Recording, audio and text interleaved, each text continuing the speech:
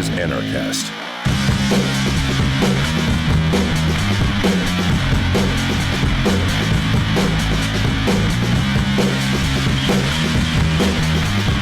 Hey everybody, welcome to another edition of Anarchast, your home for anarchy on the internet and on radio around the world on Liberty Radio Network. I have a good friend and a well-known person. He's known as the Libertarian photog, or the, what do they call those people who chase people around with cameras? Paparazzis, the paparazzi of the Libertarian movement. If you've seen pretty much any black and white photo of pretty much any Libertarian, it's probably taken by Jud Weiss, who's on with us today. He's done so many great photos. He's done literally, I probably guess, tens of thousands, if not hundreds of thousands by the what I see him doing. And he not only does that, he also does other photography. That's actually just his sort of hobby or something he's interested in. He's a photography enthusiast, he calls himself, but he's very good. He gets actually flied around to a lot of conferences to take photos, and he does an amazing job. He's also got an amazing story about how he was a young loner with low self-esteem, and how Nathaniel Branden, who just recently passed away, unfortunately, who was a good friend of Judd's, changed his life. And I think that's going to be a very interesting story. He calls himself essentially an objectivist. He also calls himself voluntaryist, and he also believes in the philosophy of anarchy. So we're going to have a lot of conversation about it. But before we get into all that, Judd, I have to ask you, how did you become a voluntaryist? Oh, well, I believe that people should make their own decisions and live off of their own, basically their decisions. I got into the whole scene, essentially, when I was 14. I got handed a copy of Anthem by Ayn Rand. And back then, as you read in my tribute to Nathaniel, I talked a little bit about my high school years. I was kind of a loner, and I was smart, but I was very rebellious. And Anthem spoke to me. But what really hooked me on Ayn Rand was this first scene in The Fountainhead. I don't know if you read that book. But no. The very first chapter, the protagonist, he's in school, and he talks back to the dean and explains why the dean of the school is wrong about everything. And I was like, that's pretty badass. I kind of like that. And it just connected, because I felt like everybody's like sheep, and they're just following along, and nobody's really thinking. And when I challenge people on things, they're not able to really articulate themselves, and they just kind of go along with what has always been and what they've been told. And Ayn Rand spoke about that right away at the beginning of The Fountainhead in action. And I was like, yeah, this makes a lot of sense. This clicks with me. So that's when I got into it. Great. And tell us a little bit more about what happened. I know you contacted Nathaniel after you started getting into his things, and I know you became a good friend of his, and I actually met him at your house there in Bel Air, or where are you? Yeah, in Bel Air. Bel Air, that's right, in California.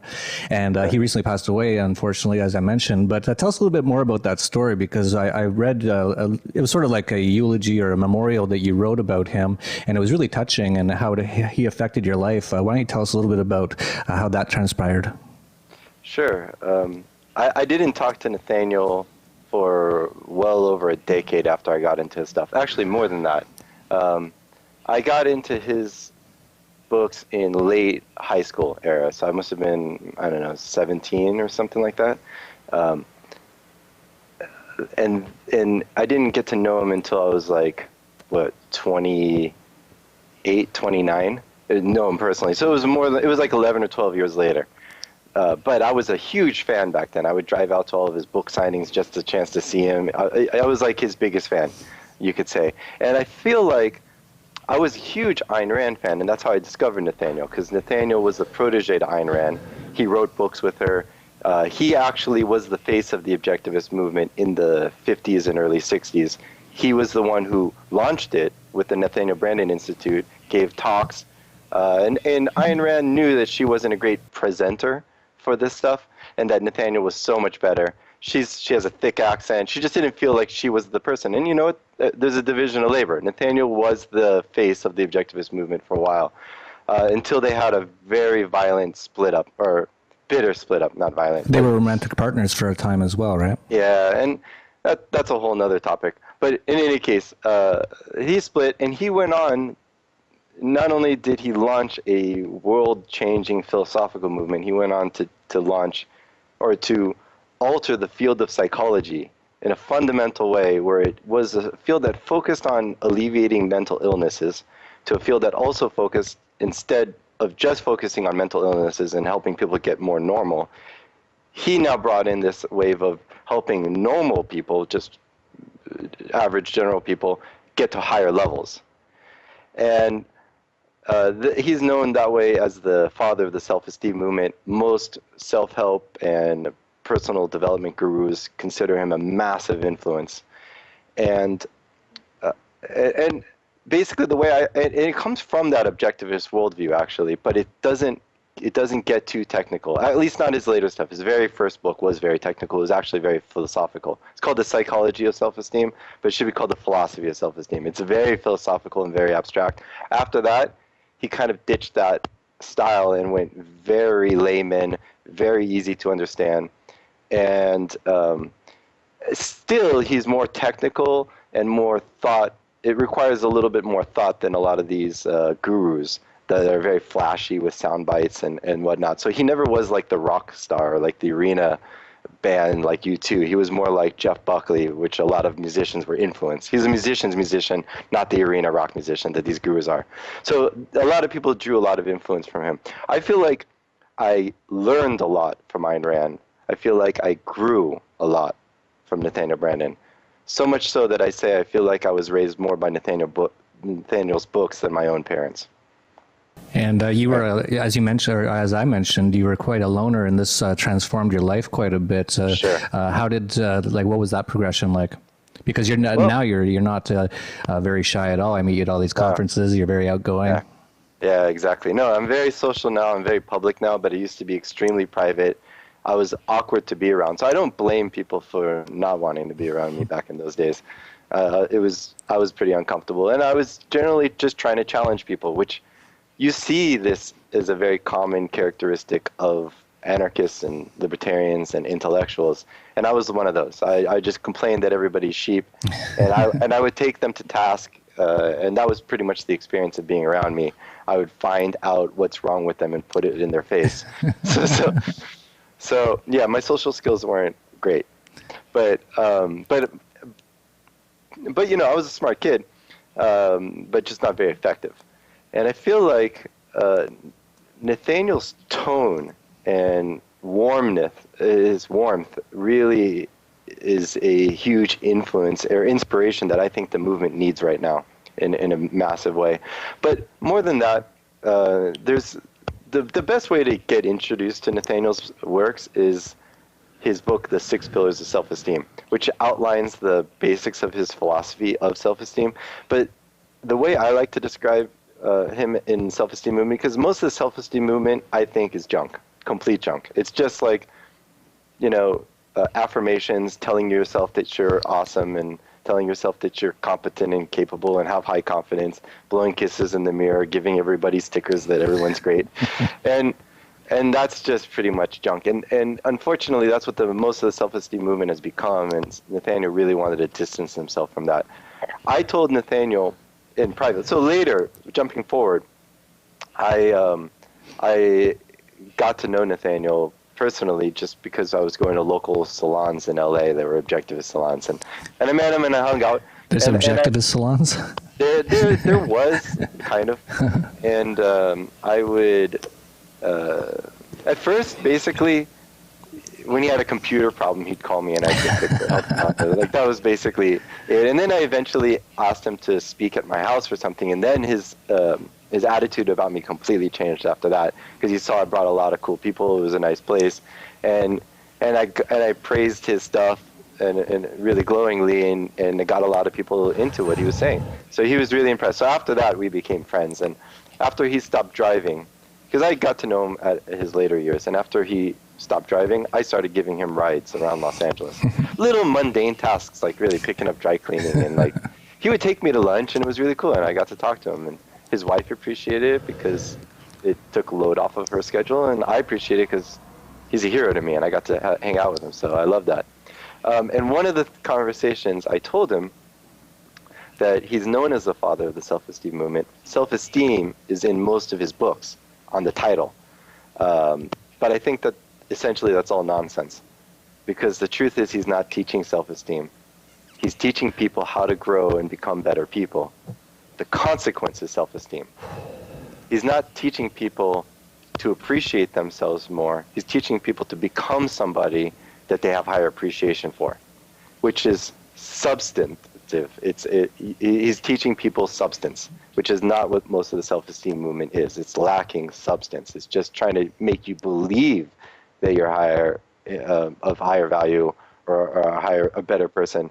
But he's teaching people how to be better people. So ultimately, I don't even think he's really teaching self-esteem. He's teaching I think it's the 6 pillars to a better you. And I'll see if I can remember all of them off my head, but let me give you examples of what they're talking about. So first of all, there's a loud noise. Can you hear that? You don't hear that loud noise? Okay, it went away now, actually. So let me see if I can go through the 6 pillars, if I can remember off the top of my head.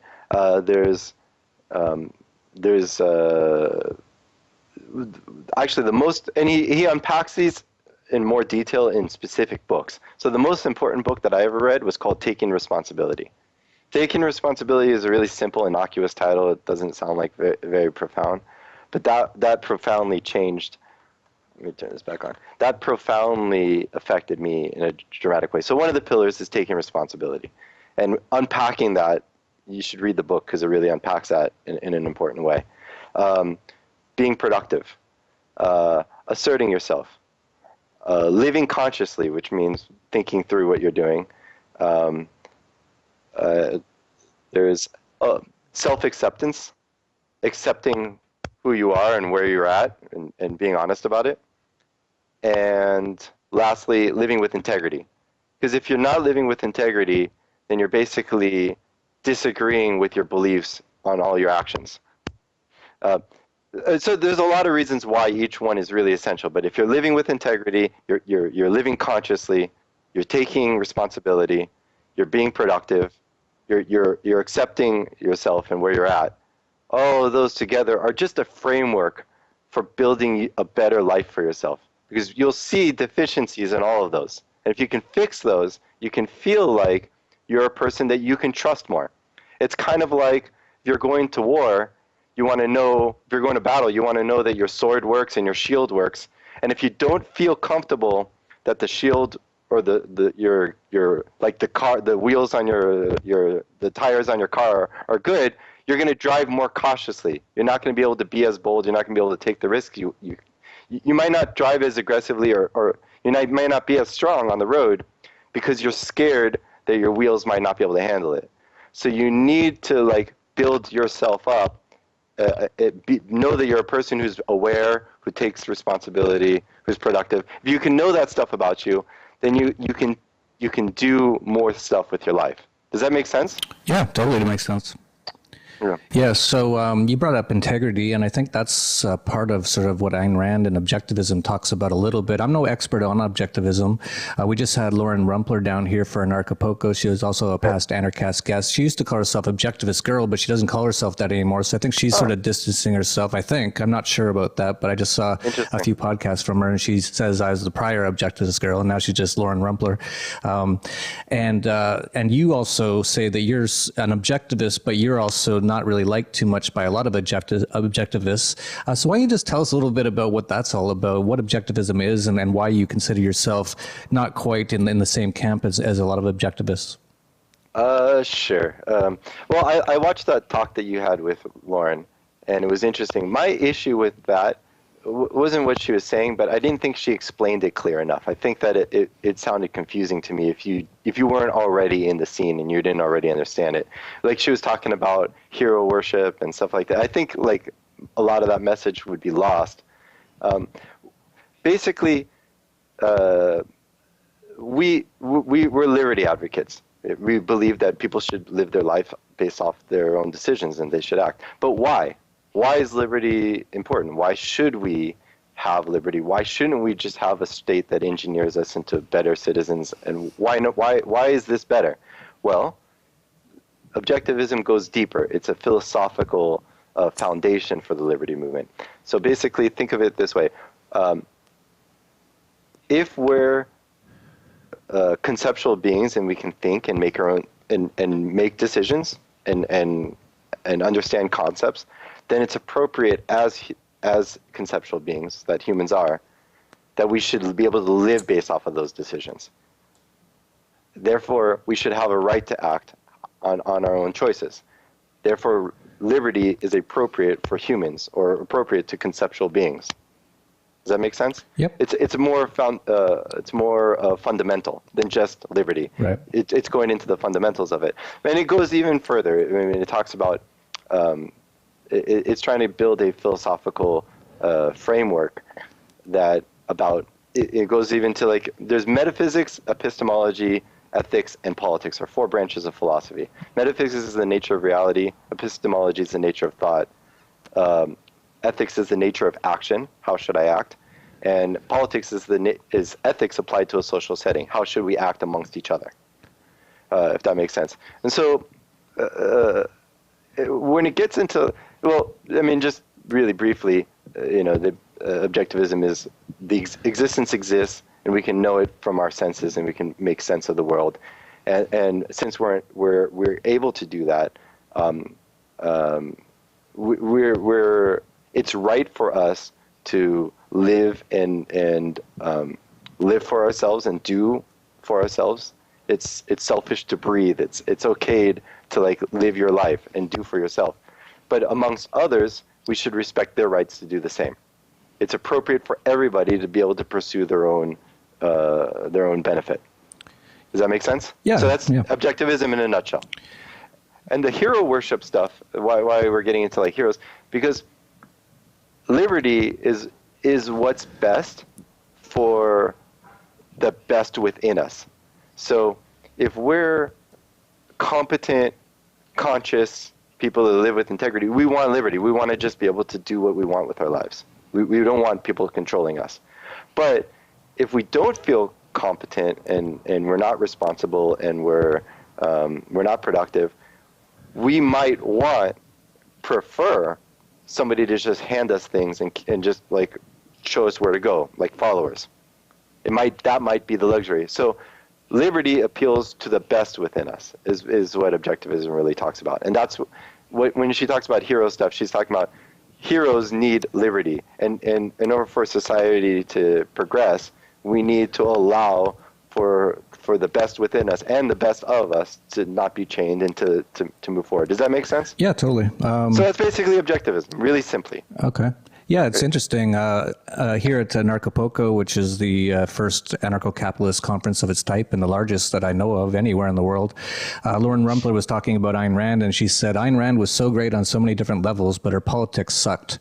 And I know that there's a lot of objectivists who hate anarchists, and I met, and there's also all these different, there's Ayn Rand Institute, and there's something else, and one of them, I think it's the guy with the eye patch, or no, it's a different one, the other guy. Who's the Ayn Rand Institute guy?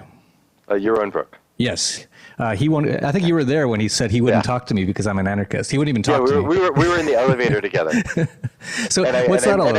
I mentioned that you were a close friend of Doug Casey, and then all of a sudden I didn't know about the debate that he had with Doug Casey. Oh, is that what it was about? Okay. Yeah, or something, and then he was like, "Yeah, I won't talk to anarchists." I think that's foolish. Look, there's two camps that have arisen that because of that split with Nathaniel and Ayn Rand, it ended up splitting the movement. And I think what happened was there's a lot of like, I guess you call them orthodox objectivists that follow Ayn Rand's word like it's gospel and dogma. And then there's the open objectivist movement, which basically talks about the framework that I just laid out to you right now. And says there's a lot more than whatever came out of Ayn Rand's mouth that needs to be filled in, including her own words. We should look at everything openly. The starting point isn't what she said. The starting point is reality, and this is a good framework, but we need to fill this out. So it's the open objectivist movement, which I would consider myself to be aligned with. That's interesting. Okay, I understand it a bit more now. Now, I've been trying to have you on for years on the show, but you would never say that you're an anarchist.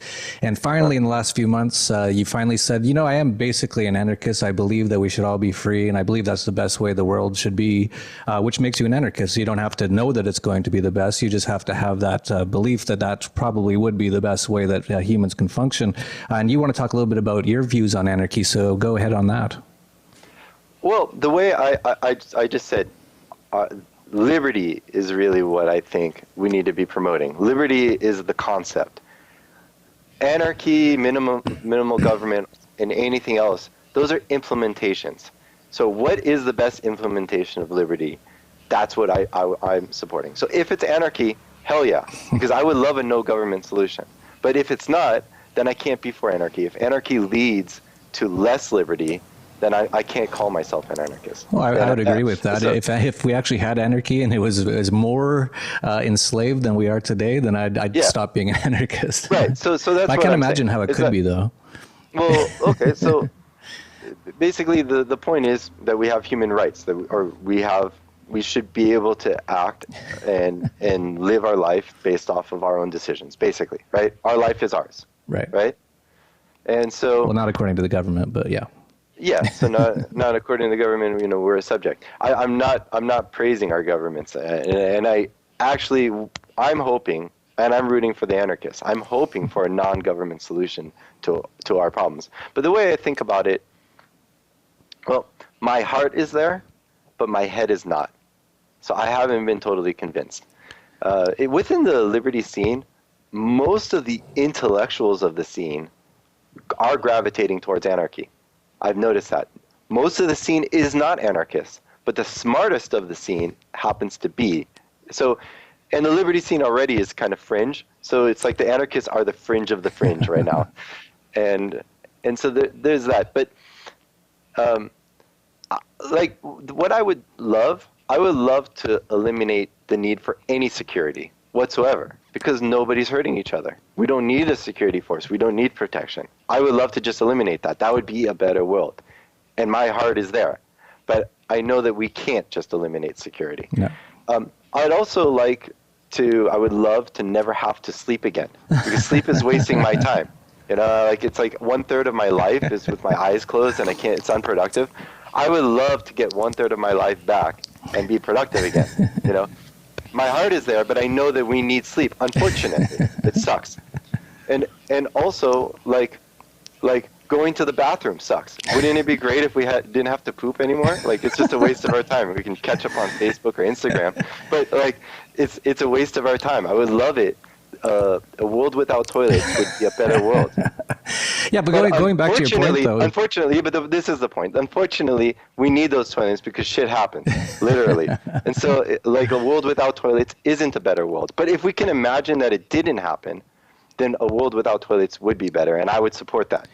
So that's basically my view of government. And I hope we don't need it. Well, I would also like to find a solution to not having to sleep. Well, I think you've got it a little, you don't fully understand it, because what we're saying is definitely not there should be no security whatsoever. Not absolutely. No, of course. It should be privatized. That's it. There should be competition. Here's what I'll concede right off the bat. Our justice system is beyond repair. It's not a justice system. It's, as far as I'm concerned, it's a meat grinder. You've learned that the hard way, I think, right?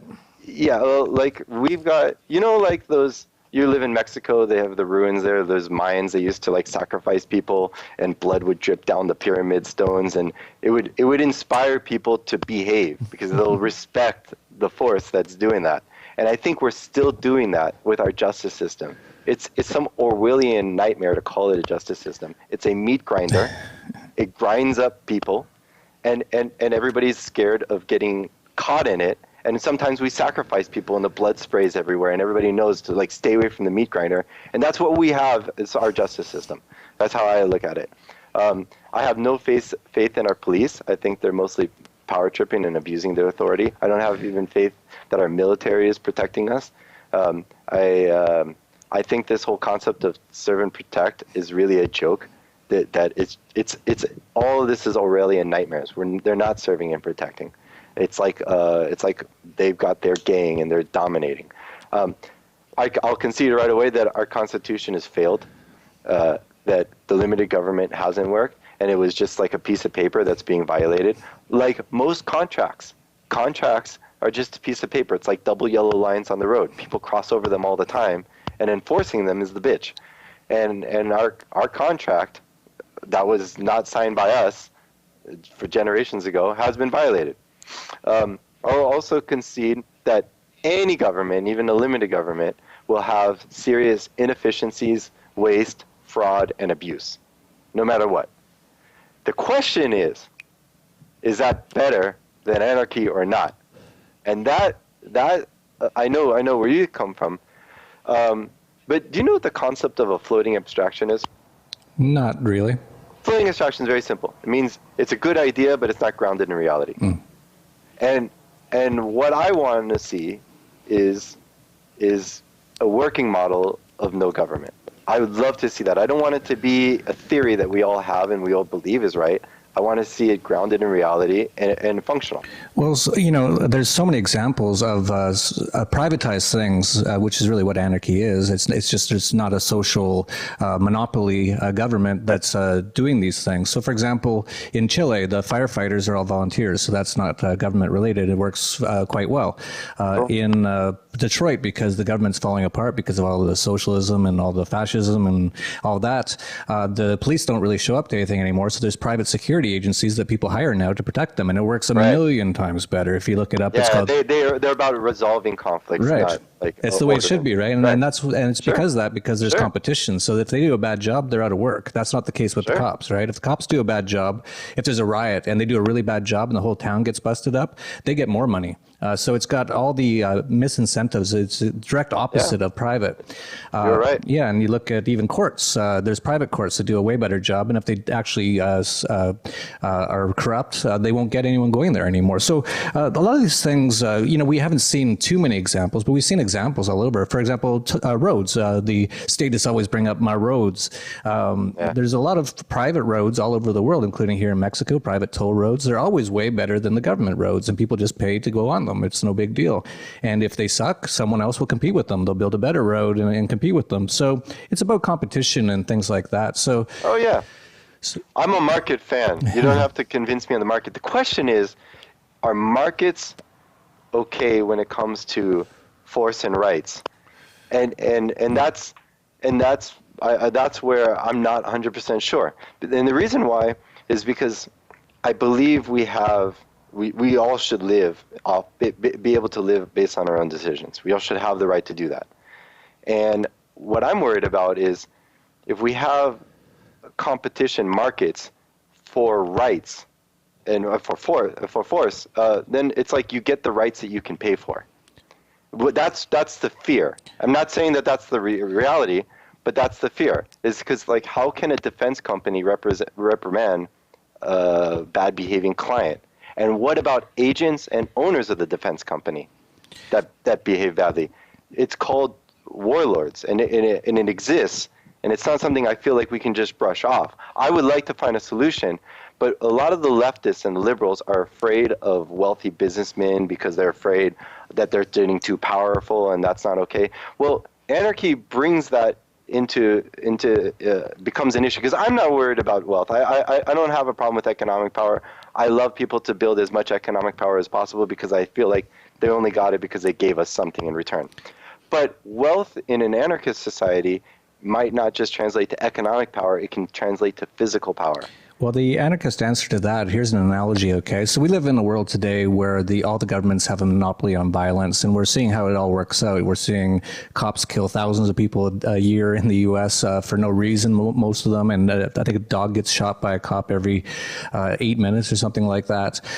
So imagine the government just, for whatever reason, it just goes away. So all of a sudden, it's essentially anarchy. Of course, now there's going to be a transition period that's going to be really messy, and people say, see, that's what anarchy is, but that's actually just the result of statism in collapse and transitioning towards anarchy. Now, what you just brought up was what would happen if one of these defense agencies, which people are paying for, became really big and really corrupt and started to essentially take over entire areas and start to, for example, start to extort people? Well, what you just described is exactly what we have today. So the very worst case scenario of anarchy is that we have a government again. So there's so many trains of thought on this. And of course, we don't know what would happen. We have no idea. But that's why I think it's so important to spread these messages, because the more that people understand that there is other options, the more that we have a chance to move to those options. And a lot of the states in the world today are bankrupt. And so they're going to be collapsing at some point. The dollar is going to collapse. I write about that, of course, at the Dollar Vigilante all the time. So there's going to be a lot of messiness coming up. The thing is that if you have competition in defense agencies, you can imagine that there will be a defense agency. There's going to be a market for a defense agency that'll protect you. Let's say you want a black baby, you just go get one. You want sex slaves, you've got a protection agency that will protect you. If you want they wouldn't be in business very long, though. Imagine if you want a plantation of slaves, you've got a defense agency that will protect you. But they wouldn't be in business very long, right? They wouldn't be in business very long. If you knew, everyone would want a protection agency in an anarchist world, right? It'd probably be fairly cheap. It'd be like $20 a month or something. And you'd have them on your smartphone. If something happens, you just click it and they show up and try to help out with the situation. So if a guy goes, oh, I want a bunch of sex slaves and I'm just going to kidnap them and I'm going to get my protection agency to do that. As soon as people find out about that, everyone's going to stop using them. Like any decent person, obviously, if you heard about that, you just say, I'm not going to support these guys anymore. So then they wouldn't have any money anymore, and that'd be basically it. There might be a little messy in between, but it wouldn't be any worse than we have today. I mean, look, I want to believe that. I just don't know. Yeah, no, we don't know. So I'm saying that the results could be a massive decline in liberty without government. And highly unlikely. I'm only saying that that's a possibility. So I can't call myself an anarchist. I can call myself, I'm supporting liberty. I don't want a monopoly of force. I'm just saying, unfortunately, it might be necessary because the private security and defense is great, but we need like a baseline of like our human rights. And if it's not, if there's a competition about that, that could be disastrous. I mean, then it's like street justice. It could be, we in like the jungle and nature. Like most of humanity has lived without governments. Most of the history of humanity, people chose to be serfs under feudalism rather than live outside of the serfdoms in anarchy. And I don't know if anarchy is a solution. I think that I would like a non-government solution. I just don't know that it is. I'm not comfortable calling myself an anarchist until I can be certain of that. Does that make sense? Yeah, no, it makes sense. I actually think that you can call yourself an anarchist if you want to, just because that's basically what we all are. We don't know for sure it's going to be the best solution. Who knows? Maybe minarchism might be the best. I doubt it, though, because you're a big believer in the markets. It's all about competition. Yeah, right. And just giving someone a monopoly never works out. As you pointed out, the U.S. government isn't working out at all. They're kidnapping people all the time. You just heard about this thing in Chicago where they got this black prison where they're just kidnapping people and torturing them. They're torturing people all the time. And what can people do about it? Not much. They can protest, hold up a sign. But if it was a free market, they would just stop paying that company and they'd go out of business. So they're not going to do it if there's no profit. Well, like go on Reddit. You'll see, like in a market, people vote with their dollars. Right. And I can imagine there will be a defense agency of like that's focused on make those bastards pay. Because you have a lot of people that are like that hate success and wealth, and they're scared of like economic power.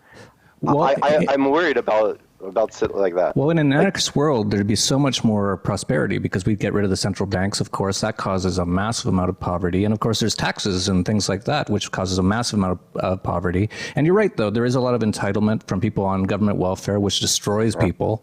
And there's going to be a transitionary period for sure. And it's going to be messy for sure, but it's going to happen one way or another. So we're going to find out probably fairly soon in the next few decades if this works or not. And I think it's going to work.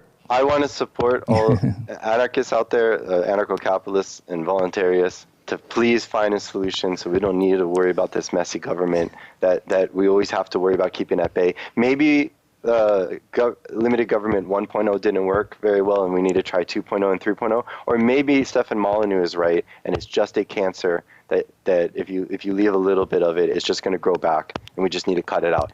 Yeah, well, I'm not 100% certain. No one is. Yeah. One of the we just had an anarcho-capitalist conference here, and there's so many anarcho-capitalists coming up with solutions right now. Of course, Bitcoin is an excellent free market solution to money. It's so much better than the dollar in a million different ways. You can hold $1 billion in your own brain. You can transfer it to China in 1 second for free. No one can stop it.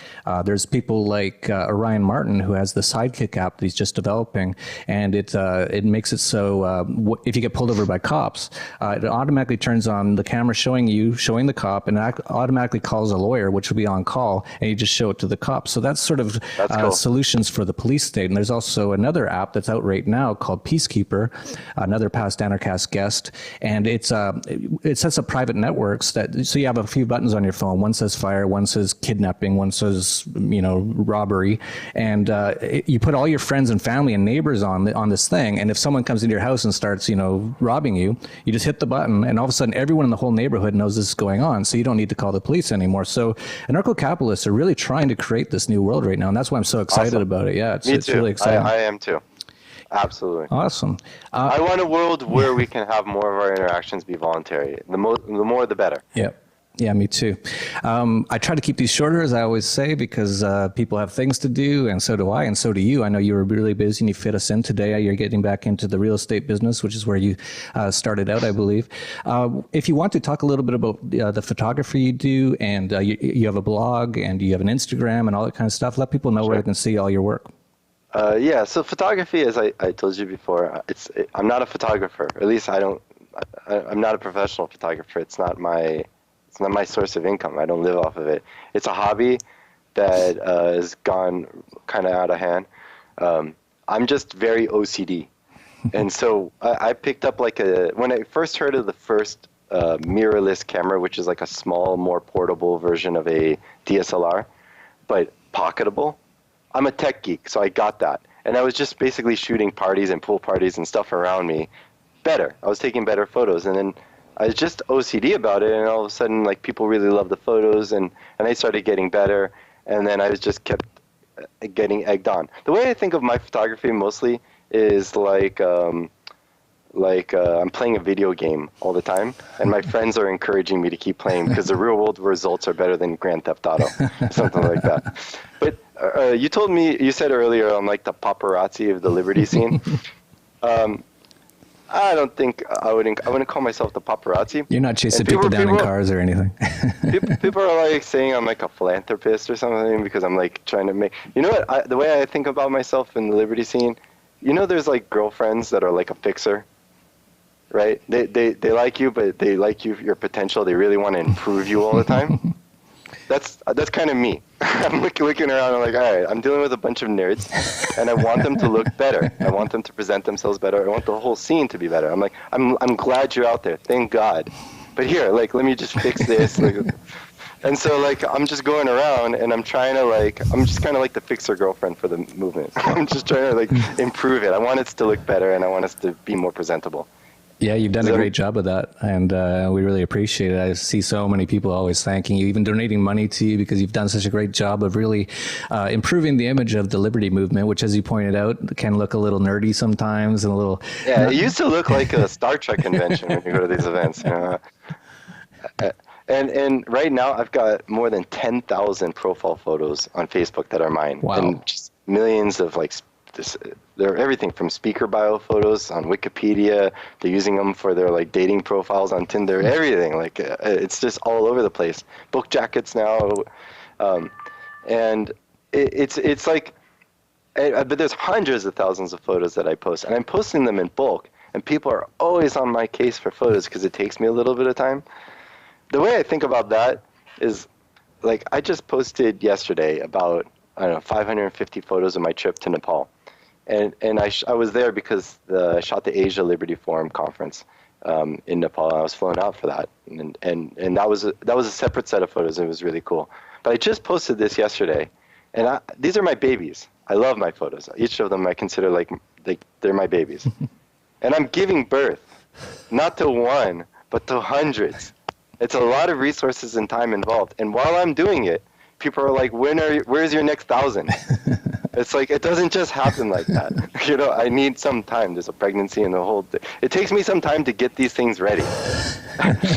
Because I don't consider them like snapshots. It's like my art. It's something that I put time into. I bring it to a certain standard because it represents me, it represents them, it lives forever, it spreads far. And I'm acutely aware of the fact that these are spreading really far, and these are going to be important elements that people are going to remember you and everyone else by. Later, your grandkids will remember you by these. Your grandkids will remember you by these. I think of it like that, and so I hold it with that importance. Yeah, it shows, and I always see that too. People, when's the photos ready? And I know that you've got like 10 or 20,000 to go through. If you see Judd at these conferences, it's the shutter's just going off pretty much constantly. He's just. So let people know where they can find those photos. Instagram, you've got your blog, Hustle Bear. So yeah, I just use my full name for all my social media. It's Jud Weiss, one word, on Facebook, Twitter, Instagram. Find me on Facebook, Jud Weiss. It's facebook.com/Jud Weiss, Twitter/Jud Weiss. My Instagram is I'm using that more, Instagram/Jud Weiss. And I have a blog at hustlebear.com. It started off more as a business-focused blog because my background's actually in business. I'm a commercial real estate broker. I close deals. That's what I like to do. That's what I still do. But photography is starting to take over a lot of my life. But yeah, hustlebear.com and on Facebook is the best way to find me. Awesome. So yeah, check it out. It's great. Really interesting conversation. I've really enjoyed this. And hopefully next year, if we do an Acapulco in 2016, hopefully you can make it down and do some of those photos on the beach. I think the backdrops down here are beautiful. So for people that are listening on the radio, this has just been Anarchast.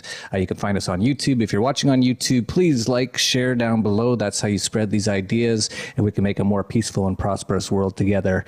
And that's it for Anarchast, your home for anarchy on the internet. Peace, love, and anarchy. This is Anarchast.